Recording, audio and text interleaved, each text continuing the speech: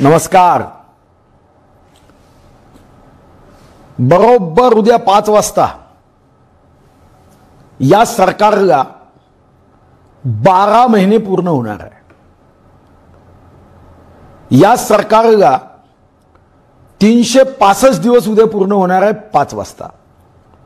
या सरकारचे 8760 तास उद्या 5 वाजता पूर्ण होणार आहे. मागच्या विधानसभेच्या निवडणुकीत जनतेने भारतीय जनता पार्टी शिवसेना युतीवर विश्वास व्यक्त करत पुन्हा एकदा जनतेची सेवा करण्याची संधी ही भारतीय जनता पार्टी शिवसेना युतीला उपलब्ध केली. पण राज्याच्या दुर्दैवाने उशक काळ होता होता काल रात्र झाली. अरे पुन्हा आयुष्याचा पेटवा मशाली हे स्वर्गीय सुरेश भटाचं शब्द महाराष्ट्राच्या जनतेच्या ओठावर आलेत. महाराष्ट्र 26/11चा हमला कधी विसरला नव्हता. तो दहशतवादी कसाब महाराष्ट्राची जनता कधी विसरली नाही. पण 26/11चा जसा हमला या महाराष्ट्रावर होता तसाच 28/11ला लोकशाहीवर एक हमला होत होता. कसाबची बाजू घेणारे ज्यांच्या सरकारमध्ये कसाबला बिर्याणी खाऊ घातल्या जात होती अशांच्या मांडीला मांडी घालून आमचे बाजी मित्र सत्तेसाठी 28 नोव्हेंबर 2019ला सायंकाळी 5 वाजता जनतेच्या मताचा अनादर करत जनतेच्या मनाचा अपमान करत शपथ घेत होते. मी उद्धव बाळासाहेब ठाकरे मुख्यमंत्री पदाची शपथ घेतोय. उद्या 5 वाजता जेव्हा 1 वर्ष पूर्ण होईल तेव्हा तुम्हाला मला या सरकारला जाब विचारावा लागणार आहे. मुख्यमंत्री पद हे शोभेचं नाही. कुठेतरी मंत्रालयात बोर्ड लागावा यासाठी मुख्यमंत्री पद नाही. या पदाचा उपयोग जनहितासाठी झाला पाहिजे. आणि जेव्हा आम्ही जनहितासाठी या सरकारने या राज्याच्या जनतेची सेवा केली का याचा विचार करतो तेव्हा असं लक्षात येतं की राज्याच्या सरकारला त्यांचे अधिकार काय, त्यांची कर्तव्ये काय याची माहितीच नाही. काही झालं की केंद्र सरकार, काही झालं का मान्य मोदीजी. अरे संविधानामध्ये केंद्र सूचित 97 विषय तर राज्य सूचित 66 विषय आहे. 66 विषय हे राज्याच्या मुख्यमंत्र्यांची जबाबदारी आहे. जनतेच्या हिताचे निर्णय घ्यावे. कोरोनाच्या संकटात या मायबाप सरकारने जनतेच्या पाठीशी उभं राहावे. आणि एवढंच नव्हे, काल आपण संविधान दिवस साजरा केला. विश्वरत्न महामानव बाबासाहेब आंबेडकरांना धन्यवाद देत त्यांचे आभार मानलेत, त्यांना अभिवादन केलं. संविधान दिवस साजरा करताना संकल्प केला. त्याच संविधानातली तरतूद, त्या संविधानात महामानव डॉक्टर बाबासाहेब आंबेडकरांनी विश्वरत्न, भारतरत्न महामानव डॉक्टर बाबासाहेब आंबेडकरांनी राज्यघटनेच्या राज्य धोरणाची जी निदेशक तत्वे आहे, डायरेक्टिव्ज आहे, त्यामध्ये अतिशय स्पष्टपणे नोंद केली. आणि ती राज्य धोरणाची निदेशक तत्वे काहीही अपराध नसताना हलाखीचे जिने ज्यांच्या वाट्याला आले आहे सरकारने त्यांना सहाय्य केलं पाहिजे. सरकारने त्यांना मदत केली पाहिजे. योग्य पद्धतीने त्यांना जगण्याचा जो अधिकार आहे त्यासाठी सरकारने यंत्रणा उभी केली पाहिजे. पण उद्या जेव्हा 1 वर्ष पूर्ण होईल तेव्हा या 1 वर्षामध्ये आम्ही विकास, उन्नती, प्रगती हे शब्द हे कोमामध्ये नेऊन ठेवलेत. अजब सरकार की गजब कहानी. 7 अजूबे इस दुनिया में 8वां अजूबा ये सरकार। अंधेर नगरी चौपट राजा, टकासेर भाजी टकासेर खाजा। सरकार अजब, काम गजब। या वर्षभरात कोणताही प्रश्न निर्माण होऊ द्या, तो शेतकऱ्यांचा असेल, बेरोजगारांचा असेल, गरिबांचा असेल, निराधारांचा असेल, उद्योजकांचा असेल, व्यावसायिकांचा असेल, उत्तर एक, केंद्र सरकार मदत करत नाही। केंद्र सरकार अजून जीएसटीचा हिस्सा दिला नाही। शून्याचा शोध हा आर्यभट्टांनी लावला होता, इतिहासात नोंद आहे।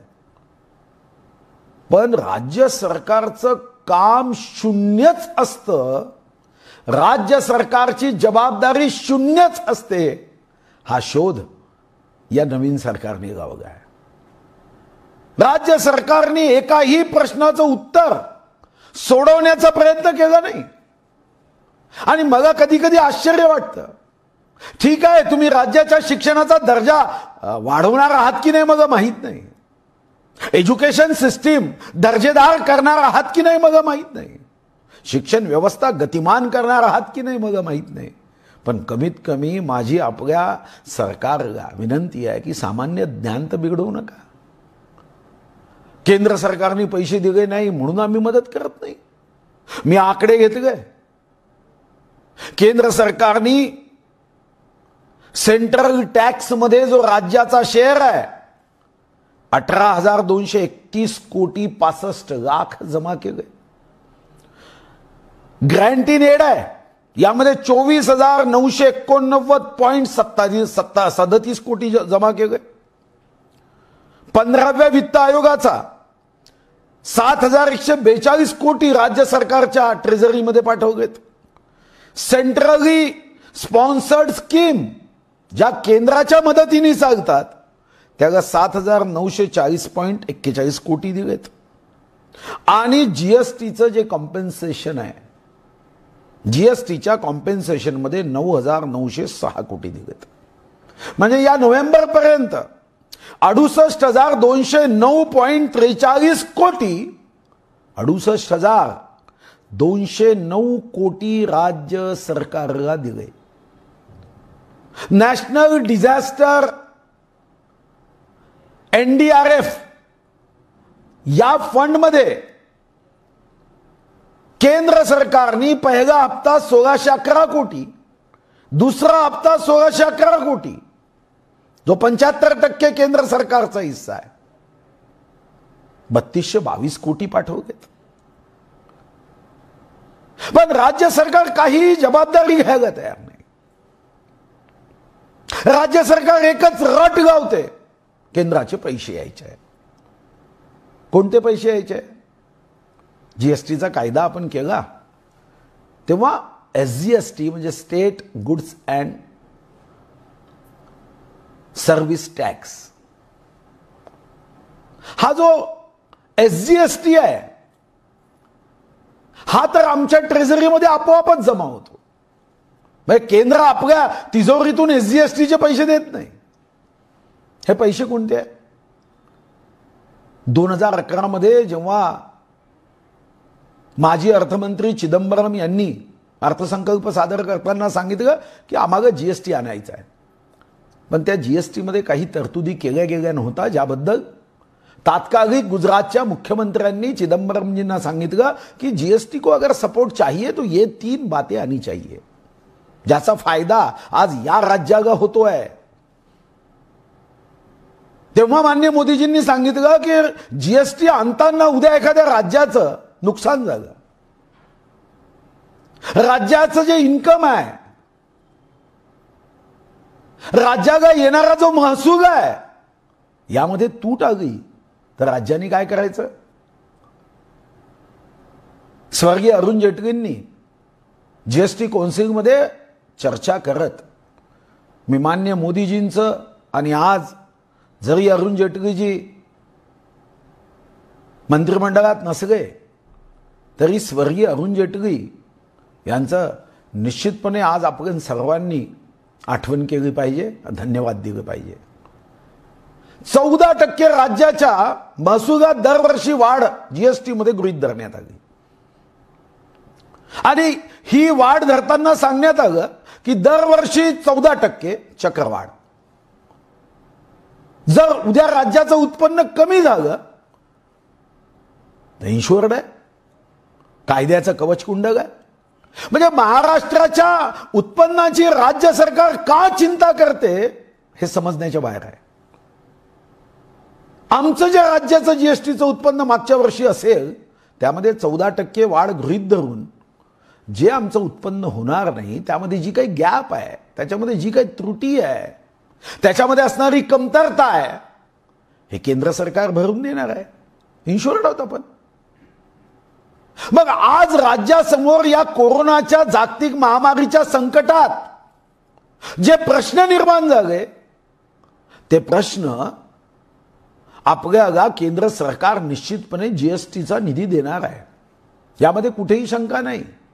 कायद्याने आपला हक्क आहे आणि कायद्याच्या चौकटीत आपल्याला कवच कुंडली आहे. आणि जीएसटीचा पैसा तर मध्य प्रदेशलाही दिला जात नाही, जो त्यामधला गॅप आहे, तेलंगणालाही दिला जात नाही, उत्तर प्रदेशलाही दिला गेला नाही. केंद्राने कुठेही भेदभाव केला नाही. केंद्राने एवढीच राज्यांना सूचना केली की आम्ही तुम्हाला पैसे निश्चित देऊ, हे पैसे तुमचेच आहे आणि तुम्हाला दिले जाणार आहे. जशी राज्याची तिजोरी, राज्याचे मुख्यमंत्री सांगतात की आमच्याकडे या सर्व कोरोनाच्या संकटामध्ये जीएसटी आला नाही, तर काय केंद्राकडे आला? अरे राज्याचं 50% नुकसान होईल तर केंद्राचंही नुकसान होईल. पण तरी केंद्रामध्ये माननीय प्रधानमंत्री महोदय असे हातबल झालेले कोणी पाहिले का? प्रधानमंत्री महोदयांनी 1,70,000 कोटीचं पॅकेज दिलं, गरिबांना मदत केली, धान्य मोफत दिलं, तिथं असणाऱ्या दिव्यांगांना मदत केली, निराधारांना मदत केली. 20,97,053 कोटीच्या आत्मनिर्भर भारताची कल्पना मांडत 20,97,053 कोटीचं पॅकेज जाहीर केलं आत्मनिर्भर भारताचं. आणि आमच्या राज्यात एक फुटी कवडी द्यायला तयार नाही हो. ते जुनं तांब्याचं एक कॉइन 1 आण्याचं तेवढाही खर्च राज्य सरकार करायला तयार नाही. अरे तुमच्या पैसे सुरक्षित आहे. आज राज्यामध्ये 1,00,000 कोटी रुपयाच्या ठेवी आहे, विविध उपक्रमाच्या, विविध महामंडळाच्या. आवश्यकता तेव्हा आपण त्याच्यावरही पैसे घेऊ शकतो, त्या माध्यमातून जनसेवेचे निर्णय घेऊ शकतो, शेतकरी कष्टकऱ्यांना मदत करू शकतो, अर्थचक्र वेगाने चालवू शकतो, वीज बिलाची माफी देऊ शकतो. आणि जेव्हा सरकारचे मुख्यमंत्री, अर्थमंत्री असं सांगतात की राज्यावर कर्ज आहे, किती कर्ज आहे राज्यावर?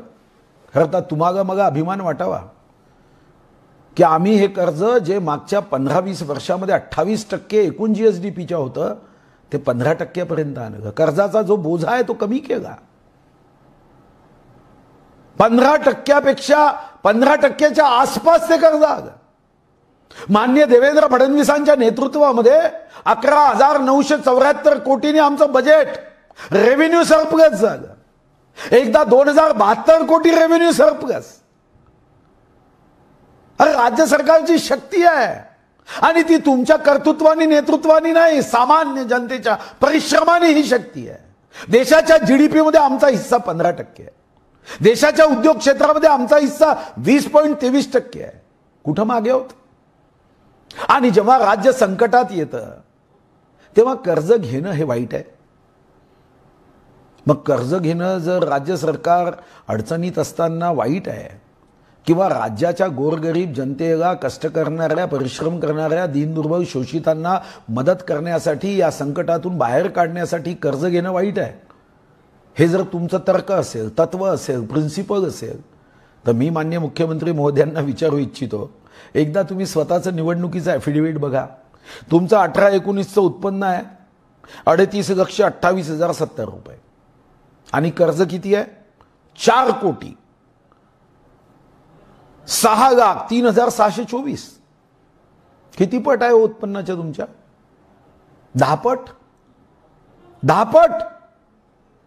आणि आमच्या रश्मी वहिनीचं उत्पन्न 79,49,730 आणि आमच्या रश्मी वहिनीवर कर्ज आहे 11,44,33,109. म्हणजे आपल्या परिवाराचं दोघांचंच उत्पन्न 1,17,77,800 रुपये आणि कर्ज किती आहे? 15,50,36,733. 15 पट. राज्याचं कर्ज 15 पट नाही आहे. तुम्ही तुमच्या कुटुंबाच्या उन्नतीसाठी, खर्चासाठी, समतोल राखण्यासाठी कर्ज घेता. मग राज्यामध्ये असणाऱ्या दीन दुर्बल शेतकरी कष्टकऱ्यासाठी कर्ज घेताना तुम्ही हात मागे का घेता? जनतेने या कोरोनाच्या संकटात तुम्हाला मायबाप सरकार म्हणून मदतीची अपेक्षा केली, पण तुम्ही काहीही झालं की केंद्र सरकार, काहीही झालं की केंद्र सरकार. राज्याची आर्थिक परिस्थिती चांगली आहे. साधारणतः नोव्हेंबर पर्यंत राज्याचं उत्पन्न हे 1,27,441 कोटी. ठीक आहे, तूट आली आणि ही तूट काही फक्त महाराष्ट्रात आली असं नाही आहे. ही तेलंगणात आली, ही आंध्र प्रदेशमध्ये आली, ही तामिळनाडूमध्ये आली, मध्य प्रदेशमध्ये आली. पण या देशामध्ये सर्व मुख्यमंत्री हे कोणाला दोष देत नाही बसले. हे आपापल्या राज्याच्या जनतेच्या पाठीशी खंबीरपणे उभे राहिले. पण आमच्या राज्यामध्ये जो उठगा तो एकच सांगतो, केंद्राने मदत करावी. अरे राज्याला केंद्राने द्यायचा पैसा दिला जाणार यामध्ये कुठेही शंका नाही. हा इन्शुअर्ड आहे. आणि हा जीएसटीचा पैसा म्हणजे जीएसटी मधला पैसा तर आम्हाला एसजीएसटी मध्ये मिळतो, डायरेक्ट आमच्या अकाउंटमध्ये येतात. हा पैसा म्हणजे केंद्र सरकारने कायद्यात तुम्ही अडचणीत आलात आणि तुमचं उत्पन्न कमी झालं तर इन्शुअर्ड केलं. हा तर केंद्राचा मोठेपण आहे ना. शेवटी केंद्र सुद्धा या वातावरणात कोरोनाच्या संकटात सारे व्यवसाय, व्यापार, उद्योग संकटात असताना त्यांचं इथे उत्पन्न कमी होणार आहे. ते राज्याला मदत करण्यासाठी कर्ज काढताय आणि या कर्जातून राज्यांना मदत करताय. पण गेले वर्षभर या राज्याच्या जनतेच्या हितासाठी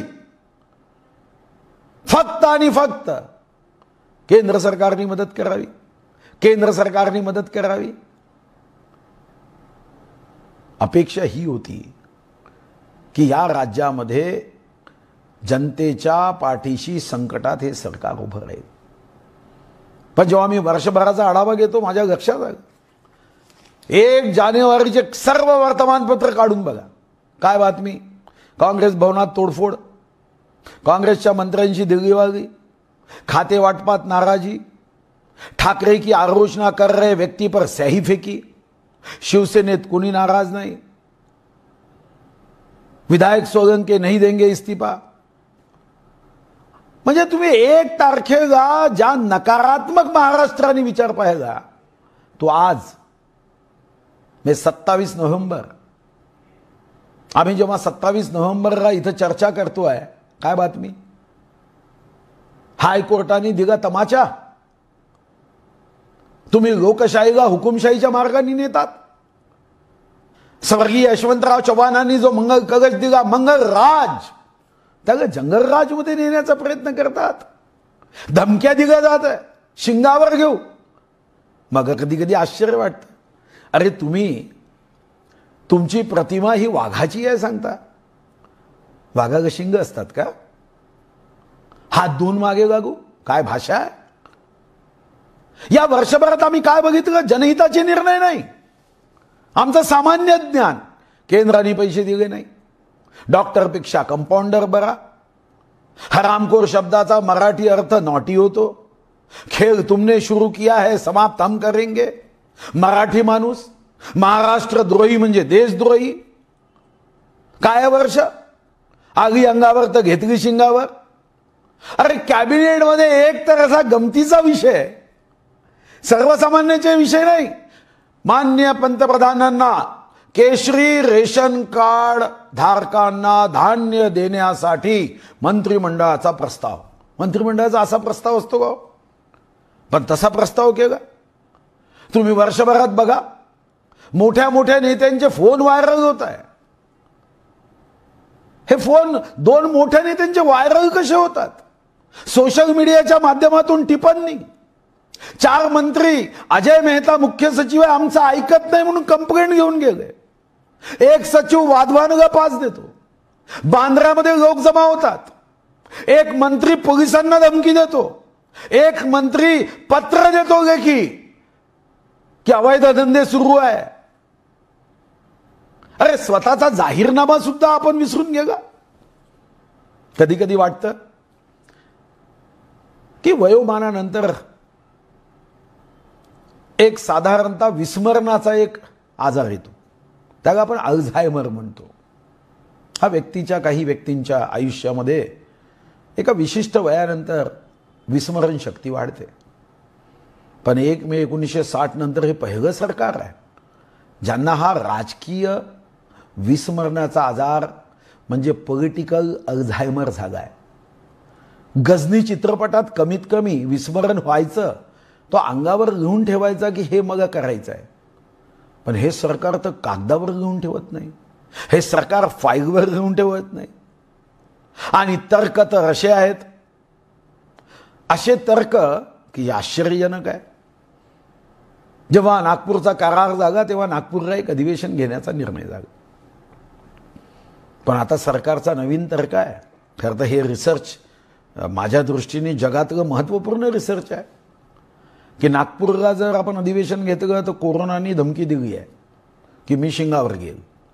मुंबईला घेतलं तर मग कोरोना होणार नाही. म्हणजे नागपूरचं अधिवेशन असेल तर कोरोना, मुंबईचं अधिवेशन असेल तर कोरोना नाही. आता अशा सरकारला तर नोबेल पुरस्कार दिला पाहिजे विभागून. असा रिसर्च केला गेला. 1 वर्षात कितीदा मंत्रिमंडळाच्या बैठकीत स्वतः मुख्यमंत्री हजर राहिले. मग आता अजूनही वाटतं की 7 डिसेंबरच्या अधिवेशनाची तारीख घोषित झाली आहे, पण हे काही अधिवेशन घेण्याची हिंमत नाही करणार. प्रश्नाचा सामना करता येत नाही. दैनिक सामनामध्ये लिहिणं सोपी आहे, पण सर्वसामान्य जनतेच्या प्रश्नाचा सामना करणं हे कठीण आहे. निर्णय तर्कावर नाही आहे. एक डर्टी पॉलिटिक्स सुरू झालं आहे. आता याच्या विरोधात आपल्याला उभं राहावं लागेल. याच्या विरुद्ध हातावर हात देऊन बसता येणार नाही. आज सामान्य माणूस अडचणीत आहे. सामान्य परिवार संकटात आहे. जगायचं कसं या कोरोनाच्या संकटात, हे प्रश्नचिन्ह आहे. 12 बलुतेदारांना मदत नाही.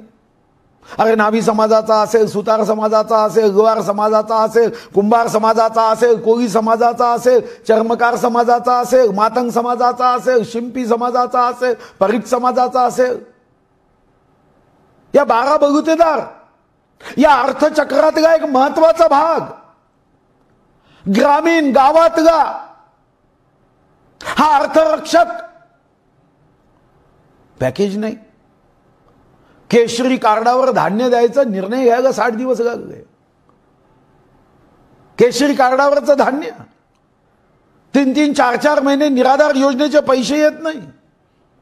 रमाई आवास योजनेचे पैसे नाही.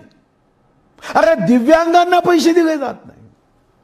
मधात तर एक फारच चिमुकली मुलगी, तिने आर्त हाक, तिच्या आवाजामध्ये जो कंप होता, ती भावना, ती माननीय मुख्यमंत्री महोदय आणि माननीय अर्थमंत्री महोदयांना म्हणत होती की माझे वडील कलाकार आहे. त्या वृद्ध कलावंतांना तुम्ही पेन्शन देत होता, तीही बंद केली. आपल्याही डोळ्यात पाणी येईल भावना, पण तुम्ही त्यांनाही पैसे दिले नाही. आशा वर्कर तुमच्या वचननाम्यात आहे पैसे वाढवून देऊ. आपल्या प्राणाची, जीवाची चिंता न करता, परिवाराची चिंता न करता या कोरोनाच्या संकटात घडते आमची आशाताई. अंगणवाडी सेविका, तुमचा वचननामा कुठे गेला? वचननाम्यात तुम्ही वचन दिलं होतं. कर्जमुक्ती शेतकरी वाटच पाहत आहे अजून. 20 बिघाची माफी. कुक्कुटपालन वगैरे अडचणीत आले अफवेनी की चिकन खाल्ल्याने व्हायरस तुमच्या पोटात जातो. व्यवसाय बुडगा. फळबागा, फूल उत्पादक, दूध उत्पादक, बांधकाम कामगार, 9,000 कोटी बांधकाम कामगाराच्या हक्काचे. पण तुम्हाला असं वाटतं की जसं काही तुमचे FDR तोडून ते पैसे मागताय. अरे त्यांच्या व्याजातून सुद्धा त्यांना तुम्ही 5,000ची मदत केली असती, 10,000ची मदत केली असती तर एक समाजातला एक समूह वर्ग हा या संकटाशी सामना करताना त्यांच्या हक्काच्या पैशानी, हा पैसा त्यांचा आहे. आपल्याला कोणालाही शेतीवाडी विकायची नाहीये. आपल्याला कोणालाही FDR तोडायचे नाही. सरकारचा जनतेचा पैसा जनतेच्या कामी. साधं सॅनिटायझरचा PPEची SGST माफ करा तुम्ही केली नाही या संकटात सुद्धा. किती मोह. ऑटो रिक्षा चालकांसाठी मदत नाही. ऑटो रिक्षा बंद होते. बचत गटाला मदत नाही. गरीब माणसाला भाडं देता येत नव्हतं. तुम्ही त्या संदर्भात नुसतं निर्णय केला भाडं देऊ नका. आम्ही वारंवार मागणी केली की सरकारच्या स्थानिक स्वराज्य संस्था असतील, जिल्हा परिषद असेल, राज्य सरकारच्या मालकीच्या जागांमध्ये, दुकानामध्ये, तर त्याचा निर्णय मात्र तुम्ही केला नाही. आणि दुसऱ्यांना तत्वज्ञान, खाजगी लोकांना, खाजगी जे काही घरमालक असतील त्यांना तुम्ही तत्वज्ञान. हे तत्वज्ञान तुम्हाला सुचतं कसं हो? म्हणजे सरकारची जबाबदारी नाही. नोकर भरती बंद केली. अरे आमची अपेक्षा होती की आरोग्य विभागाची या संकट समयी तुम्ही रिक्रुटमेंट कराल. आरोग्य विभागाचंही रिक्रुटमेंट नाही. तो बेरोजगार तरुण तो वाट पाहतोय. मग आम्ही मागणी केली कमीत कमी आता एक विशेष बाब म्हणून 2 वर्ष वयोमर्यादा वाढवा. तुमच्या चेहऱ्यावर तर स्थितप्रज्ञ भाव आहे. क्या गाए थे क्या लेके जाने वाले हो. अरे 2 वर्ष वयोमर्यादा वाढवा. छोटे उद्योग, छोटे दुकानदार, काही निर्णय नाही. आज महाराष्ट्रामध्ये 36,623 उद्योग हे आपल्या कामगार विभागात नोंदणी आहे. कितीदा सांगितलं आम्ही, 24,248 उद्योग फक्त सुरू झाले. अजूनही 12,375 उद्योग बंद आहे. रोजगार देऊ हे तुमचं स्वप्न आहे ना. त्याच्यासाठी तुम्ही मताचा अनादर केला आणि आज मात्र तुम्ही 12,375 उद्योग बंद आहे. त्यामध्ये कुठेही निर्णय केला जात नाही. आरोग्य खात्याची जबाबदारी या कोरोनाच्या संकटात मोठी आहे. पण आरोग्य खात्याला तुम्ही सांगता की वर्षभरामध्ये जो आउटले म्हणजे तुम्ही नियतवेळ दिलाय त्यापेक्षा 1 रुपया वाढवून देणार नाही. अरे अंधेर नगरी चौपट राजा. आता तर आरोग्य विभागाला मदतीची आवश्यकता आहे आणि तुम्ही जेव्हा पैसे नाही सांगता तेव्हा आश्चर्य वाटतं. मंत्र्यांना नवीन गाड्या घेण्यासाठी तुम्ही दिले निर्णय केला. ठीक आहे, मंत्र्यांचा जीव अतिशय अनमोल आहे. नवीन गाड्या घेतल्या आम्ही समजू शकतो. तुम्ही मंत्र्यांची दालनं, कारण आम्ही 5 वर्ष होतो तर तुम्हाला वाटलं की हम इनसे भी अच्छे दागन में रहना चाहिए. ठीक है, मान्य. 10 जुगेगा तुम्ही GR काढगा की प्रत्येक न्यायाधीशाला महाराष्ट्राच्या दरवर्षी 50,000 रुपयाचा चष्मा घेऊन दिला पाहिजे. मान्य. न्यायदान पवित्र कार्य आहे. तुम्ही निर्णय केला, चांगला केला. कॉन्ट्रॅक्टरचे पैसे दिले, हजारो कोटी दिले. आम्ही विचार केला ठीक आहे, उत्तम काम आहे, कारण मजुरांचे पैसे पोचले पाहिजे. तुम्ही आपल्या आमदारांना खुश करण्यासाठी 25, 1500, 1600 कोटी रुपयाचं वाटप केलं. आम्ही विचार केला ठीक आहे, कारण आमदारांचा पाठिंबा नसेल तर शेवटी हे सरकार टिकेल कसं. तुम्ही बिल्डर लोकांना मदत व्हावी म्हणून पहिल्यांदा 1 मे 1960 नंतर अशी घटना रूल्स ऑफ बिझनेसच्या बाहेर जाऊन घडत होती. कॅबिनेट नोटच नाही. महसूल मंत्र्यांनी मागणी करायची, मुख्यमंत्र्यांनी होय म्हणायचं.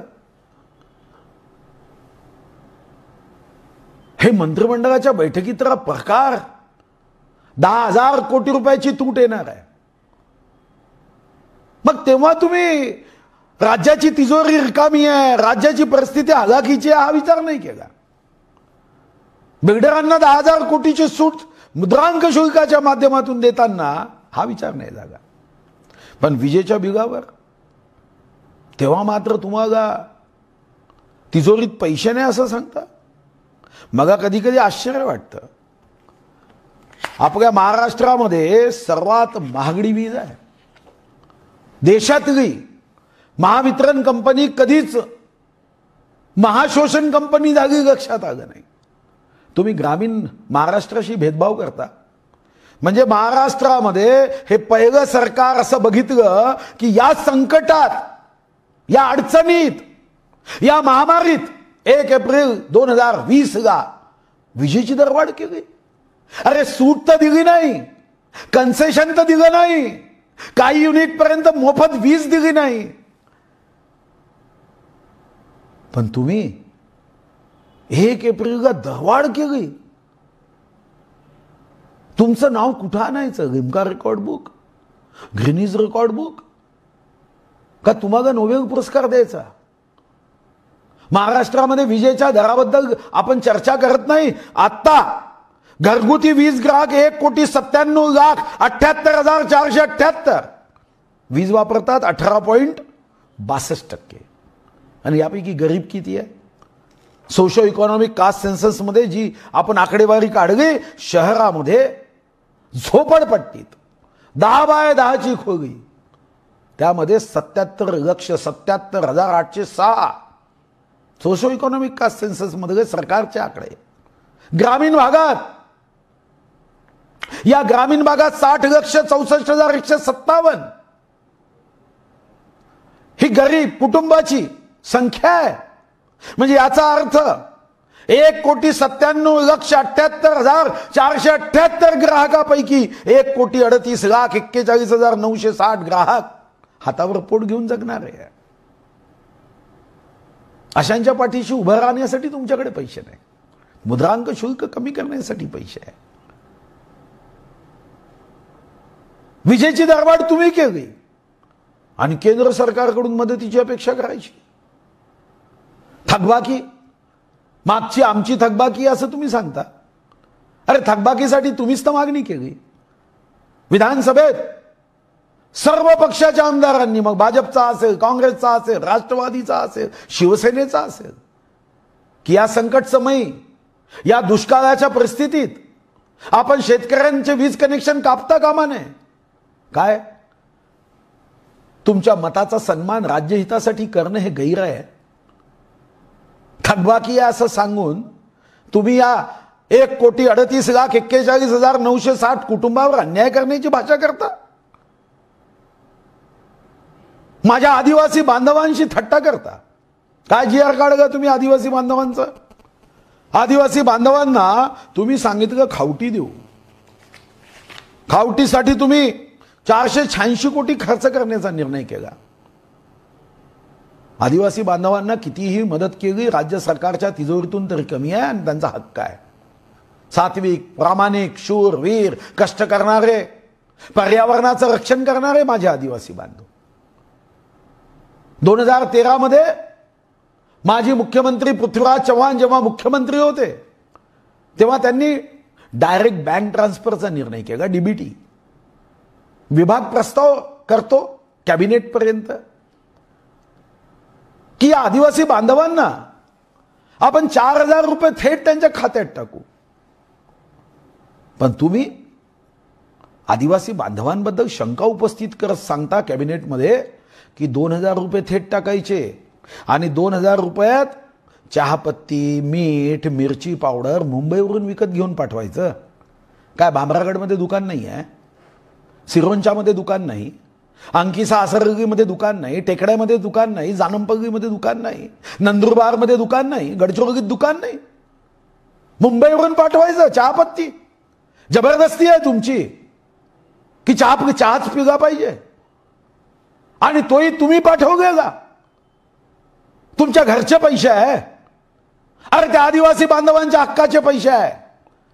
मंत्रिमंडळात प्रस्ताव बदलता, आणि सांगता आदिवासी बांधवांना आपल्या खात्यातून पैसे काढून चहापत्ती आपल्या बाजूच्या दुकानातून घेता येत नाही? काय आहे तुमचा डाव? काय षडयंत्र आहे? काय तुमची इच्छा आहे? काय तुमचं अज्ञान आहे? याची सुद्धा आपल्या सर्वांना या सरकारला जाब विचारला पाहिजे. कारण या सरकारच्या माध्यमातून जे काम सुरू झालं आहे ते या राज्याला पाठीमागे नेणार आहे. काय वचननामा? मी जे म्हणालो राजकीय अल्झायमर, काय वचननामा आहे सरकारचा? शिवसेनेच्या वचननाम्यात मी 3-4 मुद्दे सांगतो. ठीक आहे, वचननामा 5 वर्षासाठी आहे. तो काय 1 वर्षात पूर्ण व्हावा अशी आमची अपेक्षा नाही.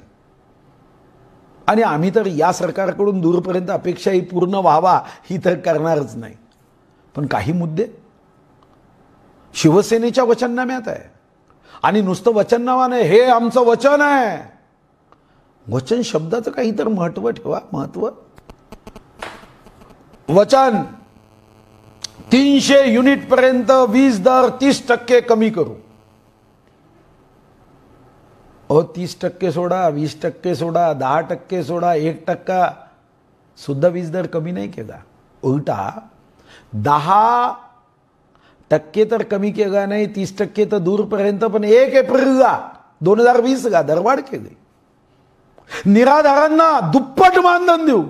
म्हणजे मागच्या देवेंद्रजीच्या सरकारमध्ये, भाजप शिवसेनेच्या सरकारमध्ये आम्ही 600 रुपयावरून 1000 व 2 अपत्य असेल तर 1200 केलं, दुप्पट केलं.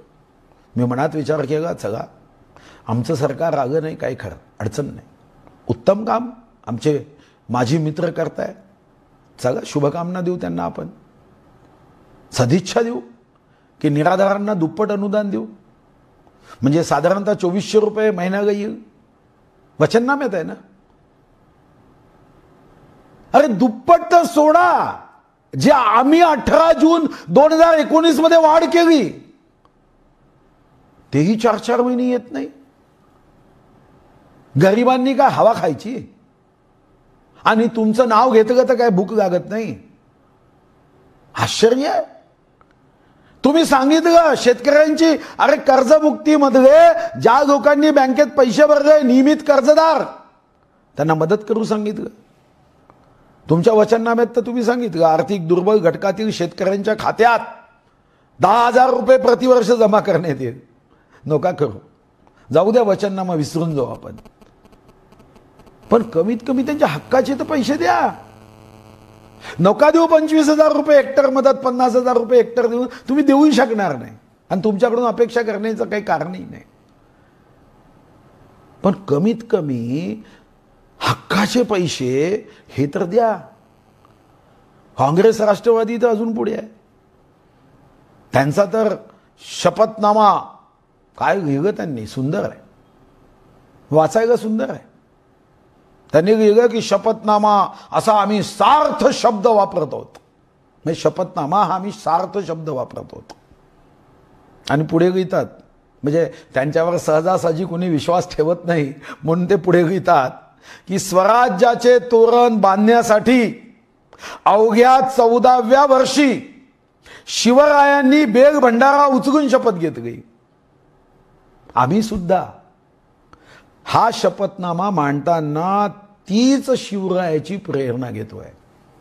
मग त्यांनी बेग भंडारा उचलून शपथ घेतली, ती प्रेरणा आहे. काही तर काय आश्चर्य. मग तुम्ही सांगितलं तरुण सुशिक्षित बेरोजगारांना 5,000 रुपये मासिक भत्ता देऊ, क्या हुआ तेरा वादा? ग्रामीण भागातील पदवीधरांना 100 दिवसाचा रोजगार देऊ, उच्च शिक्षणासाठी 0% व्याजदराने शैक्षणिक कर्ज देऊ आणि उपेक्षित, मागास, आर्थिकदृष्ट्या मागास कुटुंबातील घरातील किमान एका पात्र उमेदवारास नोकरी देऊ. हे तुमचं आहे ना. मी अजून उद्योग, शेती, शिक्षण, आरोग्य, पर्यावरण, सामाजिक न्याय, नियोजनबद्ध शहरीकरण हे तर स्मरण करून देत नाही, कारण पॉलिटिकल अल्झायमर आहे. त्या अल्झायमरला काही औषधी आहे, पण या पॉलिटिकल अल्झायमरला मी जनतेला आवाहन करे, याची एकच वॅक्सिन आहे, ते म्हणजे जिथं जिथं निवडणुकीत सापडतील तिथं तिथं लोकशाहीच्या मार्गाने यांच्या विरुद्ध मतदान करा. काय केलं 365 दिवसात हा जाब आपण विचारला पाहिजे. वीज बिल माफ देणं होत नाही, कमी करणं होत नाही, आणि फक्त एकच, यांच्या साऱ्या प्रश्नाचं एकच उत्तर, केंद्र सरकारने आम्हाला मदत केली पाहिजे, केंद्र सरकारने आम्हाला मदत केली पाहिजे. केंद्र सरकारने पैसे दिले नाही म्हणून आम्ही अजून वीज बिल माफ केलं नाही, गरिबांना मदत केली नाही. चहापत्ती घ्यायसाठी पैसे आहे. या सरकारच्या विरुद्ध आता आम्हाला जनतेच्या जनसभेमध्ये जाऊन सामना करावा लागणार,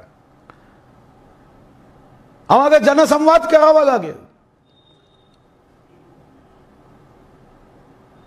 या सरकारची वर्षपूर्ती,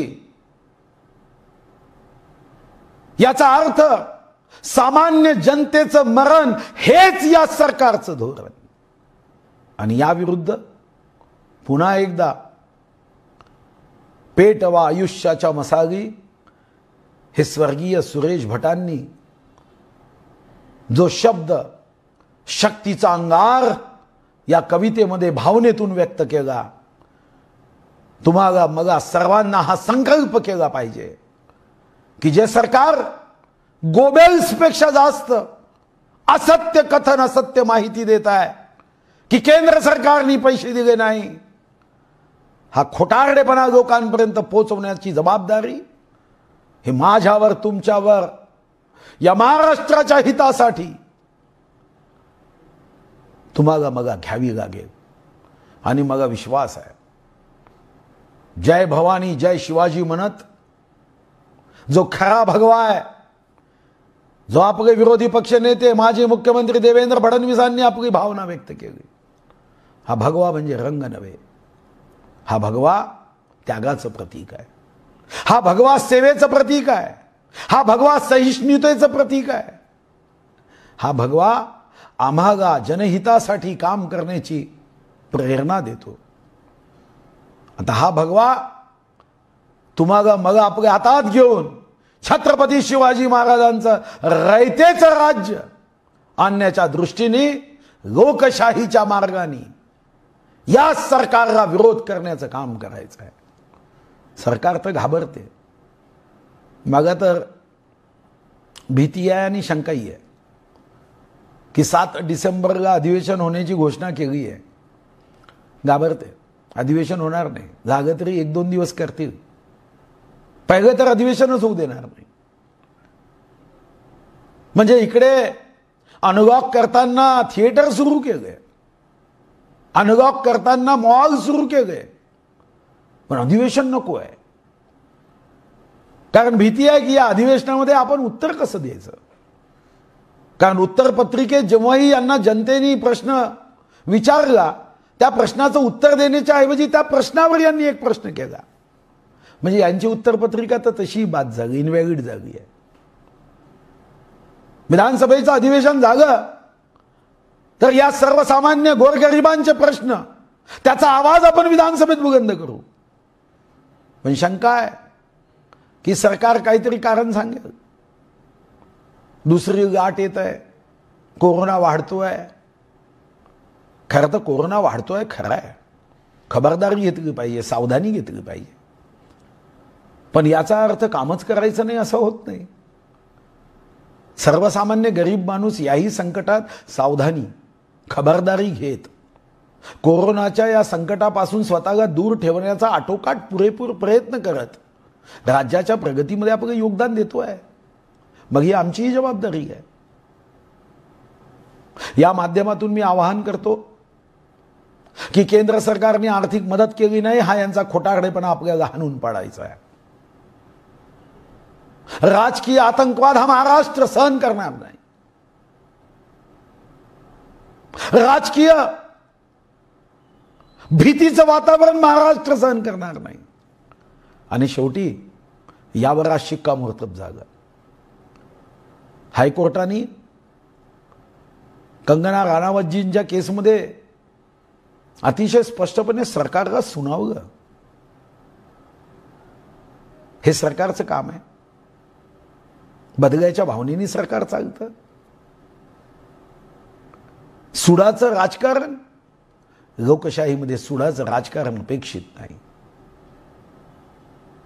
आपण संकल्प करू की आता पुन्हा एकदा लोकशाही ही या महाराष्ट्रामध्ये, जी महाराष्ट्राची परंपरा आहे, जी सभ्यतेची परंपरा आहे, ती परंपरा खंडित करण्याचा प्रयत्न काही पक्ष, काही लोक करत आहे.